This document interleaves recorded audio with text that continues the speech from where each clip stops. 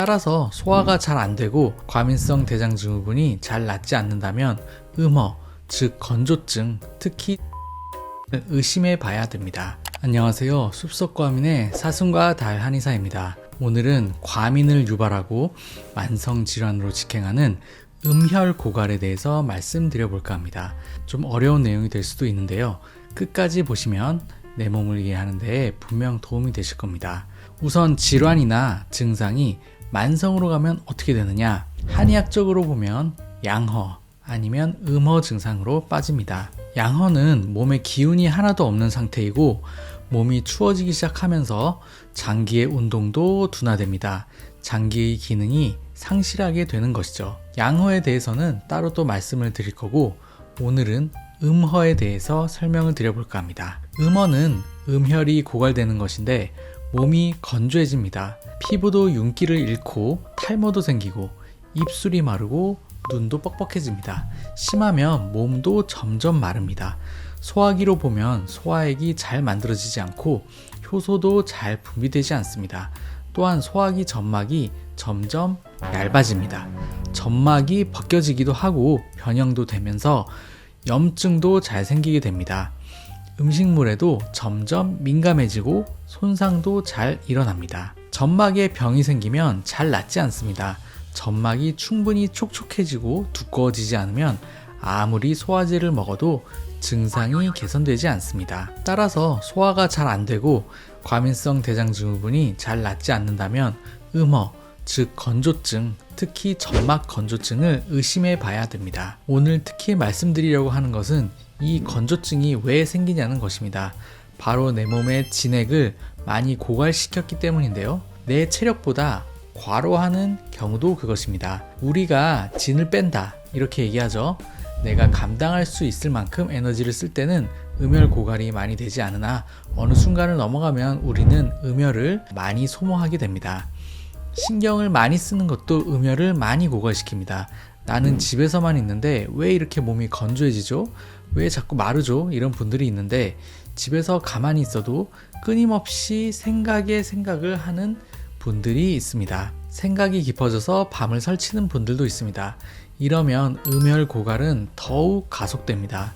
잠을 자야 음혈이 생성되는데 음혈을 생성하지는 않고 생각을 통해 고갈시키기만 하는 것이죠. 또한 TV를 많이 보고 핸드폰을 많이 보는 것도 음혈을 고갈시키는 행위입니다. 특히 자극적인 요새는 도파민을 만드는 드라마라고 하죠.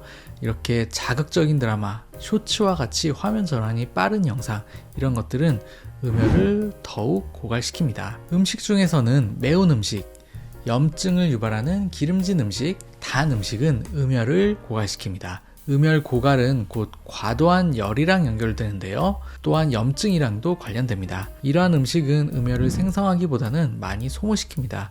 카페인, 술, 담배도 그렇습니다. 제가 과민성 질환에 우선적으로 끊어야 할 4가지를 말씀드렸죠. 카페인, 술, 담배, 탄산음료. 뇌를 자극하면서 중독을 시키고 염증을 만들며 음혈을 대부분 고갈시킵니다. 일시적으로 기분이 좋아지게 하는 것들이 대부분 거의 그렇습니다. 기운을 확 돌려주면서 수분을 확 줄여주는데 순간적으로는 몸이 가벼워지고 머리가 맑아지는 것 같지만 장기적으로는 음혈 고갈과 같은 해를 입힙니다.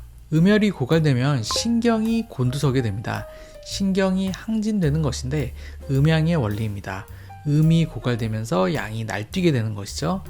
조그만한 외부 자극에도 민감해집니다. 정신이 방방 뜨고 제자리를 찾지 못합니다. 이렇게 되면 잠도 잘 안 옵니다. 또 잘 깨기도 하죠. 머리가 멍해지면서 더욱더 일시적인 각성제를 찾아 헤매면서 증상은 악순환에 빠지곤 합니다. 만성적인 과민성 대장, 과민성 방광, 신경과민에서 단순히 스트레스 관리, 음식 조절만이 전부가 아닙니다. 이와 같이 음혈을 잘 지키지 못한다면 내 몸은 더욱 과민해지고 더욱 건조해지며 장기는 망가집니다. 정리해 볼까요? 음혈을 고갈시키는 모습을 예를 들어서 말씀드려 볼게요. 어느 날 친구가 저한테 장난으로 농담을 했는데 저는 계속 이 말이 신경 쓰여요. 친구가 이 말을 한 의도가 무엇인지, 제가 정말 그런 건지, 아니면 친구가 나한테 악감정이 있어서 그런 건지 계속 생각이 맴돌아요. 잠도 안 자고 계속 생각을 해봤어요. 스트레스를 받으니 매운 것이 생각나고 맛있는 걸 먹어야겠다는 생각에 밤에 치맥도 했습니다. 담배도 피웠어요. 다음날 아침에 너무 피곤해서 커피를 마실 수밖에 없었어요. 커피를 마시니 좀 낫네요. 근데 올해는 못 가서 오늘은 커피를 3잔이나 마셨어요. 집에 와서는 생각을 하지 않아야겠다는 생각에 도파민 뿜뿜 나는 미드를 봤어요. 미드를 보다 보니 계속 다음이 궁금해서 새벽이 돼야 잘 수 있었어요. 다음날도 마찬가지예요. 어쩔 수 없이 커피를 계속 마시고 일하는 중간에 집중이 안 돼서 핸드폰만 계속 보게 돼요. 집에 와서도 핸드폰만 계속 보다가 결국 쇼츠를 보게 되고 쇼츠에 빠져서 시계를 보니 벌써 새벽이에요. 악순환에 악순환을 반복하고 있습니다. 자, 음혈을 고갈시키는 생활이 어떤 건지 아셨죠? 과민성 질환이 있는 분들은 운동도 좋고 스트레스 관리, 음식 관리도 중요하지만 음혈을 고갈시켜 증상을 악화시키고 있는 것은 아닌지도 꼭 확인해 보시기 바랍니다. 오늘은 음혈 고갈과 과민성 질환에 대해 말씀드려 봤습니다. 그럼 구독과 좋아요 눌러주시면 더욱더 좋은 영상으로 찾아뵙겠습니다.